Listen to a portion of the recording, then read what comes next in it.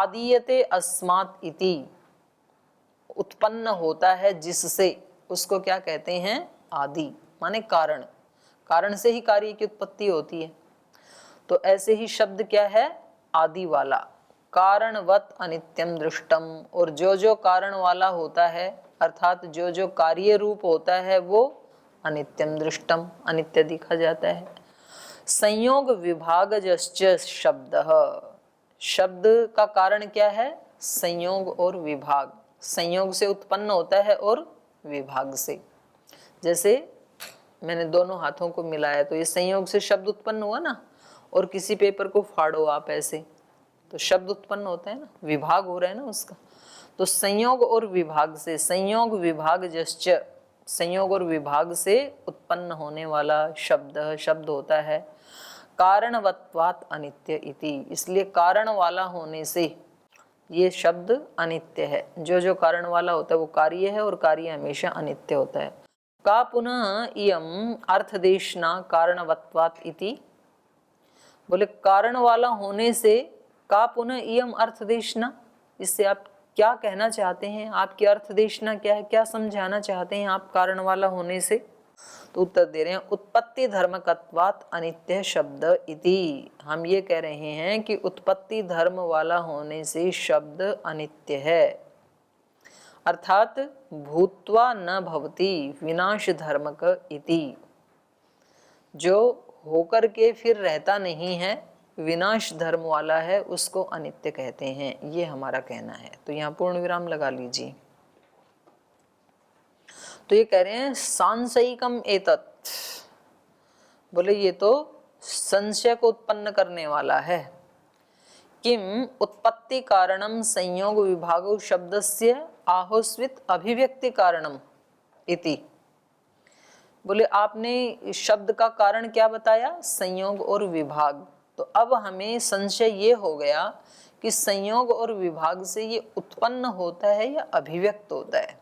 शब्द पहले से ही था, संयोग से वो अभिव्यक्त हो गया। जैसे आकाश में शब्द हमेशा ही है, और जैसे ही मैंने संयोग किया दो हाथों का या किसी भी दो वस्तुओं का, दंड और भेरी का, तो वो शब्द अभिव्यक्त हो गया, वो पहले से ही था वहां पे। तो ऐसा मानते हैं या फिर उत्पन्न हुआ ऐसा मानते हैं। किम उत्पत्ति कारणम संयोग विभागो शब्दस्य आहोस्वित अभिव्यक्ति कारणम इति, अतः आह, तो इसलिए इसके बारे में कह रहे हैं दूसरा विशेषण ऐन्द्रियकत्वात्, इंद्रिय से गृहीत होने के कारण। इंद्रिय प्रत्यासत्ति ग्राह्य ऐन्द्रियक, इंद्रिय के प्रत्यासत्ति ग्राह्य, इंद्रिय के नजदीक, इंद्रिय के सन्निकर्ष से गृहीत होने के कारण क्या पता लगा हमें? ऐन्द्रियक, इंद्रिय से गृहीत होने के कारण ये अनित्य है। माने शब्द की प्रतीति हमें कब होती है?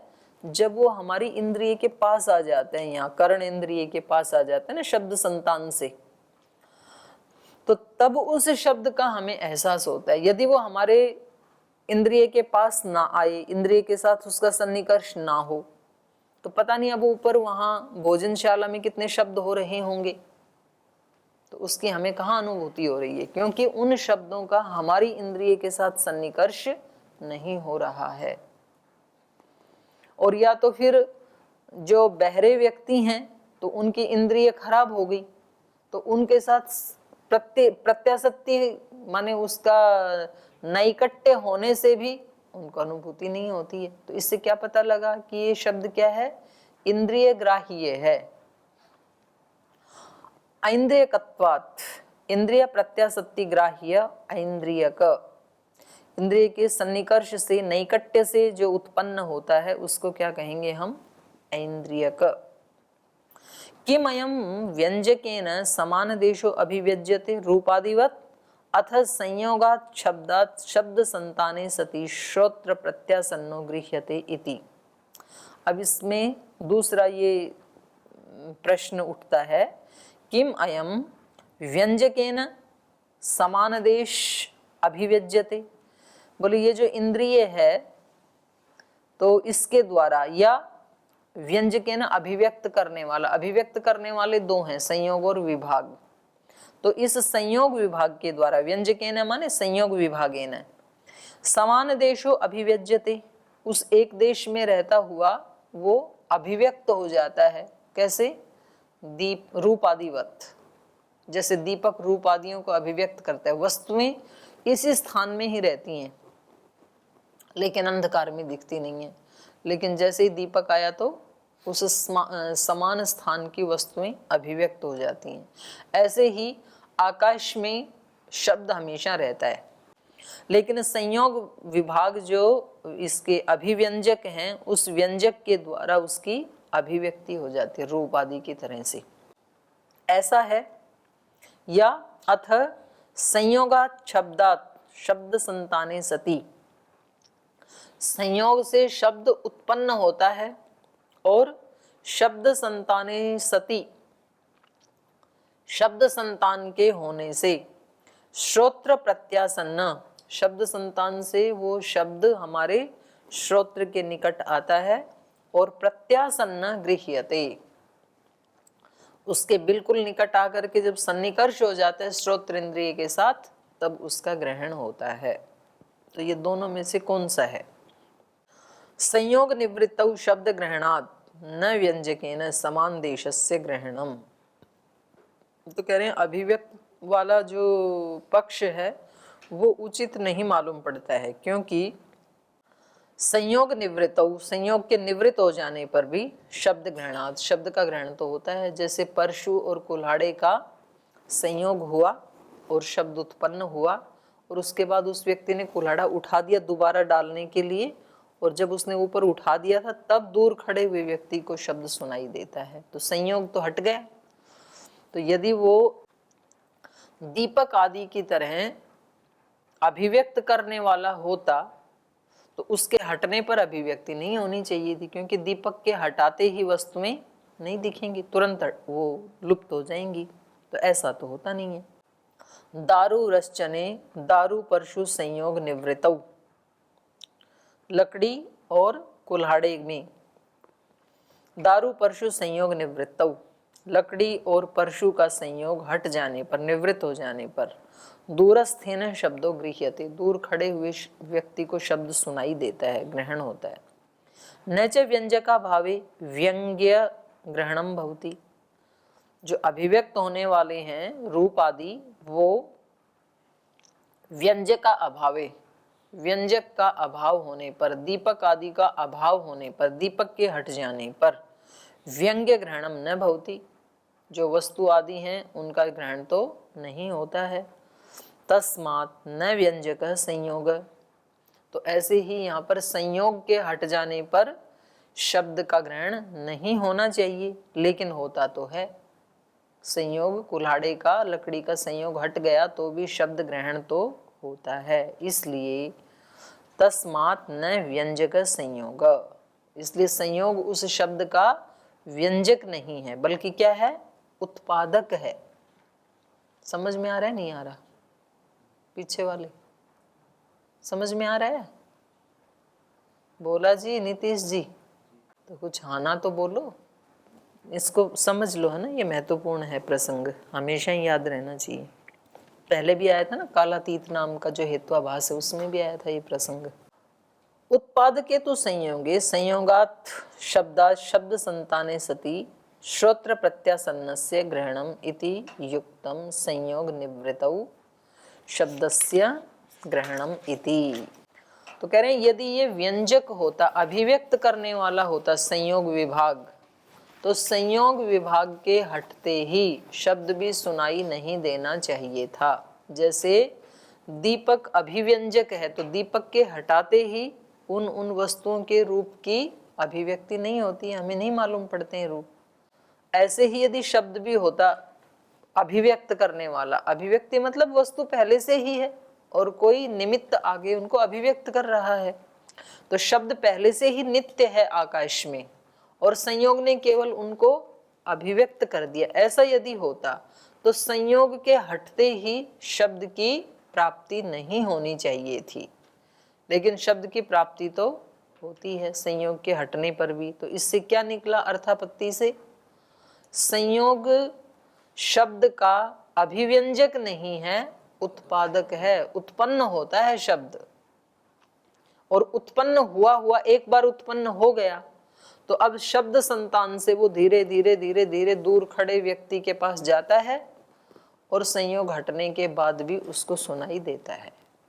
तस्मान न व्यंजक संयोग उत्पादक हेतु, जब इसको संयोग को हम उत्पादक मान लेते हैं तब तो संयोगे, उसका संयोग होने से, संयोगात शब्दात, संयोग से उत्पन्न होने वाला शब्द, शब्द संताने सति, शब्द संतान के होने से, श्रोत्र प्रत्यासन्नस्य, श्रोत्र के निकट, नैकट्य का, उस संयोग से श्रोत्र के निकट जब शब्द आता है तो उस निकट आने वाले शब्द का ग्रहणम इति युक्तम, उसका ग्रहण होता है, तो ये पक्ष ही युक्त है। संयोग निवृत्तौ शब्दस्य ग्रहणम इति, इसलिए संयोग के निवृत्त होने पर भी शब्द का ग्रहण हो जाता है। इतश्च शब्द उत्पद्यते न अभिव्यज्यते, तो इस कारण से संयोग के द्वारा शब्द उत्पन्न होता है, न कि अभिव्यक्त होता है। दो विशेषण हो गए। तीसरा, कृतकवत उपचाराच्च, कृतकवत उपचारात, कृतक माने कार्य रूप किया गया जो है, तो किए गए के समान माने कार्य द्रव्य के समान उपचार होने से, जैसे तीव्रम मंदम इति कृतकम उपचर्यते, बोले तीव्र मंद ये विशेषण किस में लगते हैं? किसी कार्य द्रव्य में लगते हैं। जैसे तीव्रम सुखम, मंदम सुखम, भाई इस व्यक्ति को कैसा सुख है? तीव्र सुख है, बहुत सुख है, अत्यंत सुख है, घनघोर सुख है इस व्यक्ति को, ऐसे बोला जाता है ना। तो इसने बहुत सारे पुण्य किए होंगे। और किसी के बारे में कहते हैं मंदम सुखम, थोड़ा थोड़ा सुख है जीवन में। ऐसे ही तीव्रम दुखम, तो बोलते हैं ना भाई इस व्यक्ति को तो दुखों का पहाड़ टूट पड़ा, इसके जीवन में तो तीव्र दुख है, अत्यंत दुख है। मंदम दुखम, तो थोड़ा बहुत दुख है जीवन में। तो ये शब्द प्रयोग होते हैं ना, तीव्र मंद, तो ये सुख दुख हमने उत्पन्न किए हैं। तो जो उत्पन्न होने वाले हैं, कृतक हैं, उसके लिए ये शब्द प्रयोग किए जाते हैं, तीव्र मंद आदि। तो कह रहे हैं वैसे ही उपचर्यते च तीव्र शब्द मंद शब्द, तो ये तीव्र मंद विशेषण जो है ये शब्द के साथ भी उपचार किए जाते हैं। जब बहुत ज्यादा बड़ा शब्द हो रहा हो तो हम क्या कहेंगे? तीव्र शब्द। और बहुत धीरे धीरे कोई शब्द सुनाई दे रहा है तो क्या कहेंगे? मंद शब्द। तो जो उपचार कार्य द्रव्य सुख दुख आदि के साथ किया जाता है वही उपचार शब्द के साथ भी किया जाता है। बोलो। प्रणाम दीदी। मीमांसा में तो ये बताया गया उसमें नाद के कारण होता है, शब्द में तो कोई परिवर्तन नहीं हो रहा है। जिससे मैं चाहे जोर से बोलो धीरे से बोलो, आपको सुनने में परिवर्तन कम ज्यादा हो सकता है। आएगा, वो आएगा, वो जो आप जो कह रहे हो वो ये खुद ही उठा रहे हैं। तो ये चलते हैं आगे। ये कह रहे हैं ये उपचार शब्द के साथ भी होता है जो सुख दुख आदि के, और सुख दुख तो कृतक हैं, हमने बनाई हैं सुख दुख तो ऐसा ही उपचार शब्द के साथ भी होता है। इसलिए शब्द क्या है? अनित्य है। अब ये जो आप कह रहे हो वो बात ये आगे कह रहे हैं। व्यंजकस्य तथा भावात् ग्रहणस्य तीव्र मंदता रूपवत इति चेत, पूर्व पक्षी कह रहे हैं कि ये तीव्र शब्द या मंद शब्द जो सुनाई दे रहा है ये किसके कारण है? व्यंजकस्य तथा भावात्, जो उस शब्द को अभिव्यक्त करने वाला साधन है संयोग, उसके कारण तीव्रता या मंदता होती है। जैसे मैंने हाथ को बहुत जोर से किया तो शब्द तीव्र है, और ऐसे किया तो मंद हो गया। तो ये तीव्रता या मंदता शब्द की किसके कारण है? संयोग के कारण, जो उसका व्यंजक है, अभिव्यक्त करने वाला है, तो उसके कारण है। कैसे? रूपवत, जैसे इस कमरे की जो वस्तुएं हैं, आपने लाइट जलाई तो उनका रूप की तीव्र अभिव्यक्ति हो रही है, बिल्कुल स्पष्ट दिख रहा है। तो कुछ ऐसे कैमरे होते हैं ना हाई टेक्नोलॉजी के, तो उसमें छोटी से छोटी माइनर चीज भी दिख जाती है। और यदि यहाँ पर छोटा सा दीपक लाके जलाएं रात के अंधेरे में, तो आपको बस इतना एहसास होगा कि कुछ आसन हैं, कुछ चौकियां यहाँ पे लगी हुई हैं, बिल्कुल स्पष्ट दिखाई नहीं देगा। तो ये स्पष्टता, तीव्रता या मंदता रूप की किसके कारण है? दीपक के प्रकाश के कारण। जो उसकी अभिव्यक्ति का कारण था, उस कारण के तथा भावात, उस प्रकार का होने से, तीव्र या मंद होने से। ठीक है। व्यंजकस्य तथा भावात, व्यंजक के उस प्रकार का होने से, किस प्रकार का? तीव्र या मंद होने से। ग्रहणस्य तीव्र मंदता, उस ग्रहण की भी अर्थात ज्ञान की तीव्रता या मंदता होती है। रूप का ज्ञान तीव्र प्रकाश में तीव्र ज्ञान होगा, मंद प्रकाश में मंद ज्ञान होगा। ऐसा माने तो पूर्व पक्षी का कहना है। तो कह रहे हैं ना, ये उचित नहीं है, क्योंकि अभिभवोपपत्ति है, अभिभव की उपपत्ति होने से तीव्र शब्द से, एक शब्द से दूसरा शब्द अभिभव हो जाता है। कैसे? वो इसमें बता रहे हैं भाष्य में। संयोगस्य व्यंजकस्य तीव्र मंदतया शब्द ग्रहणस्य तीव्र मंदता भवति, न तो शब्दो भिद्यते। संयोगस्य, संयोगस्य माने व्यंजकस्य, क्योंकि संयोग ही उसका व्यंजक है, अभिव्यक्त करने वाला है। जो नित्य मान रहा है उसकी दृष्टि में संयोग शब्द को अभिव्यक्त करने वाला है, उत्पन्न करने वाला नहीं है। तो वो कह रहे हैं संयोगस्य अर्थात व्यंजकस्य, उस व्यंजक की तीव्र मंदतया, तीव्र या मंद होने से, शब्द ग्रहणस्य तीव्र मंदता, शब्द के ग्रहण में माने ज्ञान में तीव्रता या मंदता होती है। जैसा संयोग होगा, आप जोर से उसके ऊपर, उसको दंड को भेरी के ऊपर मारेंगे तो शब्द तीव्र होगा, अभिव्यक्ति तीव्र होगी, और धीरे से टच करेंगे तो मंद होगी।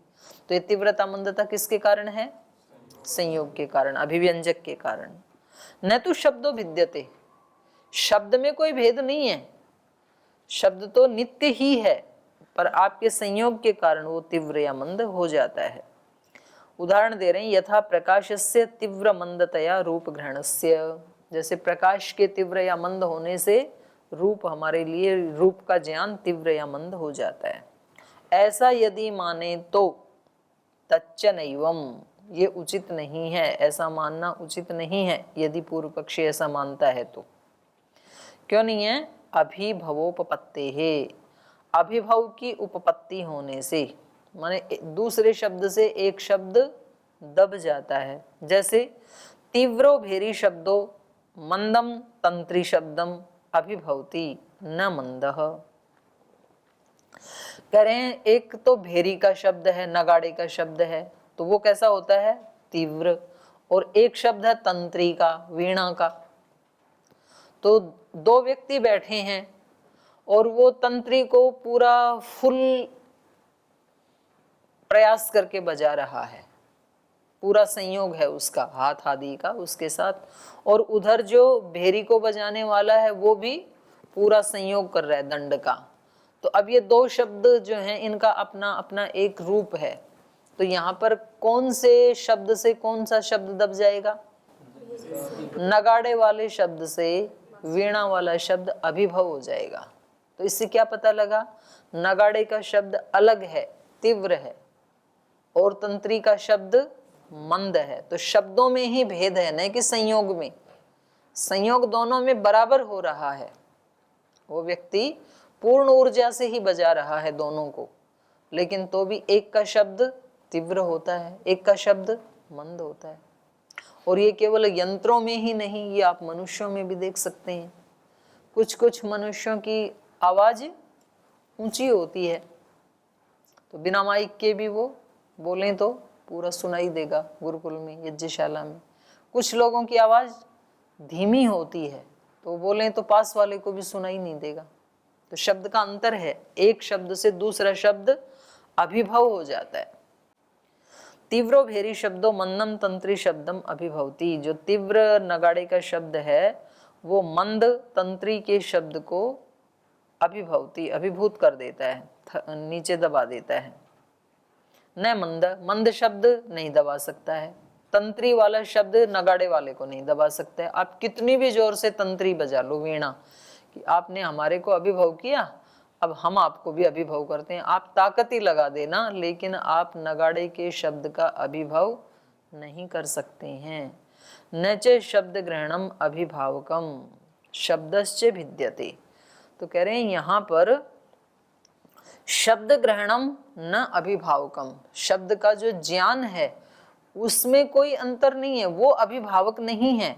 शब्दश्च भिद्यते, यहाँ न को काट लीजिए, शब्दश्च न भिद्यते है ना, तो न यहाँ एक्स्ट्रा लिखा गया, शुरू में ही आ गया। न च शब्द ग्रहणम अभिभावकम, न तो संयोग अभिभावक होता है और न च शब्द ग्रहणम अभिभावकम, और न ही शब्द का ग्रहण अभिभावक होता है। कोई कहे कि जी उसको ना वो कम सुना होगा तंत्री का शब्द और नगाड़े वाला ज्यादा सुन, तो उसके सुनने में फर्क हुआ होगा। बोले नहीं, वही व्यक्ति है, वही कर्ण इंद्रिय है, तो ज्ञान में भी कोई फर्क नहीं होता है। अभिभाव ना तो संयोग में है और न तो ग्रहण में है। न च शब्द ग्रहणम अभिभावकम, यहाँ अल्प विराम लगा लीजिए। शब्दश्च भिद्यते, बल्कि दोनों शब्दों में ही भेद है, दोनों शब्द अलग अलग हैं।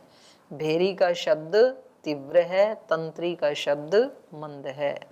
शब्दे तो भिद्यमाने, और इस शब्द को ही भिन्न मानने पर युक्तो अभिभव, तभी अभिभव युक्त होता है। तस्मात् उत्पद्यते शब्द न अभिव्यज्यते।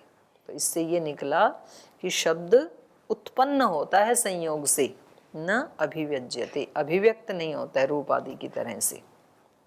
और जो उत्पन्न होता है वो कैसा होता है? अनित्य होता है, इसलिए तस्मात् अनित्य है शब्द। अभिभव अनुपपत्तिश्च व्यंजक समान देशस्य अभिव्यक्तौ प्राप्त्याभावात्। और कह रहे हैं अभिभव अनुपपत्तिश्च, माने ये उनको कह रहे हैं सिद्धांती पूर्व पक्षी को, जो ये मान रहा है ना कि शब्द की तो अभिव्यक्ति होती है। तो बोले आपके पक्ष में तो अभिभाव तो होगा ही नहीं कभी। क्यों नहीं होगा? अभिभाव अनुपपत्तिश्च, एक ये भी दोष आएगा, यदि आप शब्द को अभिव्यक्त होने वाला मान रहे हैं तो अभिभाव अनुपपत्तिश्च, अभिभाव की अनुपपत्ति होगी। क्यों? व्यंजक समान देशस्य अभिव्यक्तौ प्राप्त्या अभावात्। ये जो व्यंजक है ये समान देशस्य अभिव्यक्तौ, समान देश की अभिव्यक्ति में प्राप्त्या अभावात्, संयोग का अभाव होने से। माने एक तंत्री का शब्द है, एक नगाड़े का शब्द है, और दोनों क्योंकि नित्य ही हैं, तो नित्य हैं तो इनका उत्पन्न होने वालों का तो संयोग हो सकता है, पर जो नित्य ही है उनका कोई संयोग तो हुआ नहीं। और संयोग ही नहीं हुआ तो एक दूसरे को कैसे अभिभव करेगा? अभिभव तो तभी होगा ना जब दोनों मिलेंगे। व्यंजकेन समान देशो अभिव्यज्यते, जो व्यंजक है, व्यंजक क्या है? व्यंजक क्या है? संयोग। नगाड़ा तंत्री क्या क्या बोल रहे हैं। व्यंजकेन, व्यंजकेन मतलब संयोगेन, व्यंजकेन समान देशो अभिव्यज्यते। व्यंजक का क्या है? समान देशो अभिव्यज्यते व्यंजकेन, एक समान देश माने उसी देश में, उसी देश में मतलब तंत्री में या नगाड़े में ही शब्द रहता है, और संयोग के द्वारा क्या हो रही है? अभिव्यक्ति उसकी। व्यंजकेन समान देशो, समान देशस्थ ऐसे होना चाहिए, बल्कि समान देशस्थ अभिव्यज्यते शब्द, संयोग व्यंजक के द्वारा उसी स्थान में रहने वाला जो शब्द है उसको अभिव्यज्यते, अभिव्यक्त किया जाता है। इति एतस्मिन् पक्षे, तो इस आपके पक्ष में नौपपद्यते अभिभव, अभिभव की उपपत्ति नहीं होगी। क्यों नहीं होगी? नहीं भेरी शब्देन तंत्री स्वनः प्राप्त इति, क्योंकि जो भेरी का शब्द है उसके द्वारा तंत्री स्वन न प्राप्त इति, तंत्री माने वीणा के शब्द के साथ संयोग ही नहीं होगा। भाई दोनों शब्द एक जगह आए तब तगड़े वाला शब्द मंद वाले को दबाए, और शब्द तो नित्य हैं आपके मत में। भेरी वाला भेरी में रहेगा, तंत्री वाला तंत्र में रहेगा, वहीं रहते हैं वो शब्द। शब्द संतान से उत्पन्न होके यहाँ आए, फिर एक जगह संयोग हो, फिर तगड़े वाला कम वाले को दबाए, ऐसा तो होगा ही नहीं आपके मत में। तो आपके मत में तो अभिभव कभी होना ही नहीं चाहिए, लेकिन आप यहीं पर ही एक नगाड़ा और एक तंत्री रख के देख लो और फिर आप बताओ कि अभिभव होता है कि नहीं होता। तो अभिभव तो मानना पड़ेगा आपको, क्योंकि वो प्रत्यक्ष है। तो कहा आपके पक्ष में न ही भेरी शब्देन तंत्री स्वन प्राप्त इति, और कह रहे हैं अप्राप्ते अभिभव इति चेत। पूर्व पक्षी कह रहा है कि अप्राप्ति में ही बिना संयोग हुए ही अभिभव मान लें तो ठीक है। नगाड़ा यज्ञशाला में रखा है, तंत्री का शब्द इस कमरे में है, दोनों का कोई संयोग नहीं है, वो अपने स्थान पे अभिव्यक्त हो रहा है, ये अपने स्थान पे अभिव्यक्त हो रहा है, और वो वहां रहते रहते ही इसको अभिभव कर देगा। अप्राप्ते अभिभव इति चेत, तो कहा फिर तो शब्द मात्र अभिभव प्रसंग, अगर बिना प्राप्त हुए ही अभिभव कर देता है तो आप एक जगह यज्ञशाला में नगाड़ा बजाओ और वो शब्द दुनिया भर के जो तंत्री शब्द हैं उनका अभिभव कर देगा, क्योंकि उसमें प्राप्ति की तो आवश्यकता है ही नहीं। चाहे कोई अमेरिका में भी तंत्री बज रही है तो उसको भी अभिभव कर देगा, क्योंकि प्राप्ति की जरूरत ही नहीं है वहां पे। अथ मन्येत असत्याम प्राप्तौ अभिभवो भवति इति एवं सति यथा भेरी शब्दः कंचित तंत्री स्वनम अभिभवति एवं अंतिकस्थ उपादानम इव दवीयस्थ उपादानान अपि तंत्री स्वनान अभिभवेत अप्राप्ते अविशेषात्। यदि आप ये मानते हैं असत्याम प्राप्तौ अभिभवो भवति, शब्दों की प्राप्ति के बिना, संयोग के बिना भी अभिभव हो जाता है, ऐसा मानेंगे तो एवं सती, ऐसा होने पर यथा भेरी शब्द, जैसे ये नगाड़े का शब्द, कंचित तंत्री स्वनम अभिभवती, किसी भी तंत्री के शब्द को अभिभव करता है, एवं अंतिकस्थ उपादानम इव, माने जैसे पास में रखी हुई कोई तंत्री थी, जैसे उसको ये अभिभव कर देता है, वैसे दवीयस्थ, दूरस्थ, कहीं दूर भी तंत्री रखी है अन्य स्थान में, उसको भी दवीयस्थ उपादानान अपि तंत्री स्वनान, दूर रहने वाले तंत्री शब्दों को भी अभिभवेत, उनको भी अभिभव कर देगा, उनको भी दबा देगा। क्यों? अप्राप्ते अविशेषात, प्राप्ति का तो कोई यहाँ है ही नहीं कि भाई उनकी प्राप्ति होनी चाहिए, संयोग होना चाहिए। तो बिना संयोग के ही यदि वो अभिभव करता है तो सारी दुनिया के ही शब्दों का अभिभव हो जाएगा। तत्र क्वचित एव भेर्याम प्रणादितायाम, तो कहीं भी भेरी के नादित होने पर, बजाए जाने पर, सर्वलोकेशु, सब लोकों में, केवल पृथ्वी लोक में नहीं, सर्वलोकेशु, स्वर्ग में भी यदि नारद बजा रहा होगा तंत्री तो उसका अभिभव हो जाएगा। सर्वलोकेशु समान कालास तंत्री स्वना न श्रूयेरन इति, उस काल में जब नगाड़ा बजा तो सब लोकों में तंत्री शब्द सुनाई ही नहीं देगा, अभिभव हो जाएगा, नगाड़े का ही शब्द सुनेगा। नाना भूतेषु शब्द संतानेषु सत्सु श्रोत्र प्रत्यासक्ति भावेन कस्यचित् शब्दस्य तीव्रेण मंदस्य अभिभवो युक्त इति। तो अब इसको फिर हम कल करेंगे, समय हो गया, 2 लाइनें बची हैं, इसको कल पूरा करेंगे।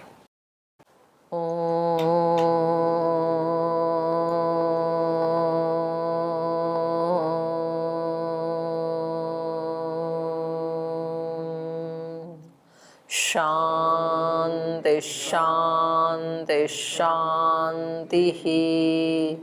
श्री गुरुभ्यो नमः।